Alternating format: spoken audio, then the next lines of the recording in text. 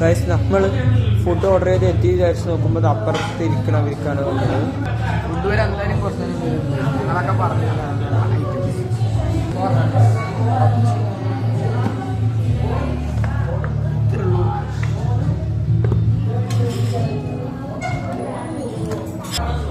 Guys ഇതിൻ്റെ ഈ ലൈറ്റും സീലിങ്ങും ഇതിനൊക്കെ സെറ്റപ്പ് നല്ല അടിപൊളിയായിട്ടുണ്ട്.